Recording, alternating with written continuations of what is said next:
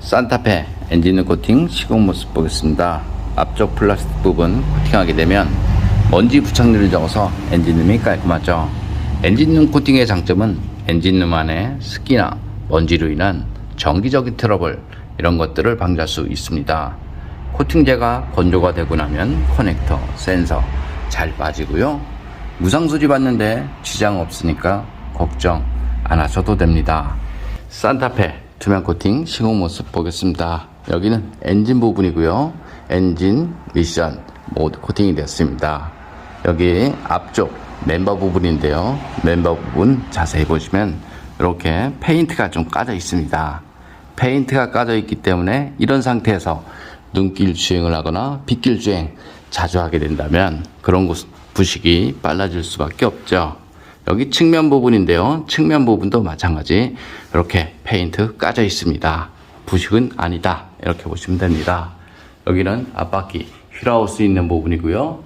자동차 언더 코팅은 여기 이렇게 좀 되어 있습니다. 대략 봤을 때 한 20% 되어 있다 이렇게 보시면 되고요. 눈길 주행을 해보면 물로 변한 염화칼슘은 이렇게 차체 속으로 다 스며들죠. 그래서 여기 부싱이 있는 부분 이런 곳에 머무니까요.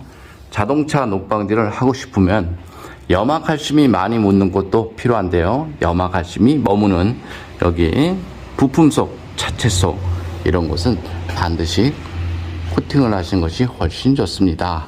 바닥면 쪽 보겠습니다. 바닥면 쪽을 보면 하이브리드 차량 이렇게 전기장치 많이 있습니다. 하부 세차를 하게 되면 이런 곳이 모두 흠뻑 젖죠. 물론 방수는 되어 있습니다. 하지만 고압을 막을 수 있는 방수는 안 되어 있다 이렇게 보시면 됩니다. 예전 같은 경우는 엔진 쪽 물을 뿌려도 별 문제가 없었죠. 그때는 엔진 자체가 기계식이기 때문에 엔진 쪽 물을 뿌려도 전혀 문제가 없었지만 지금의 차량은 전혀 다릅니다. 지금의 차량은 각종 전자센서 이런 것들이 많이 있기 때문에 고압 세차를 많이 하다 보면 정기적인 트러블은 반드시 발생이 될 수밖에 없다. 저는 이렇게 봅니다. 여기 뒤쪽 서스펜션 부분인데요.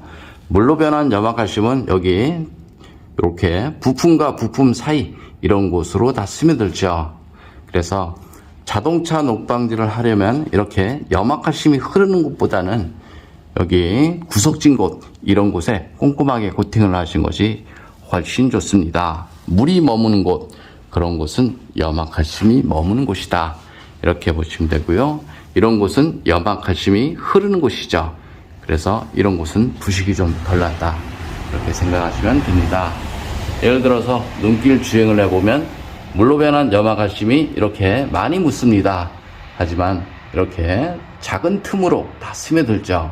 그래서 자동차 부식은 이런 곳에 나는 것이 아니고요. 이런 곳에 발생이 되죠.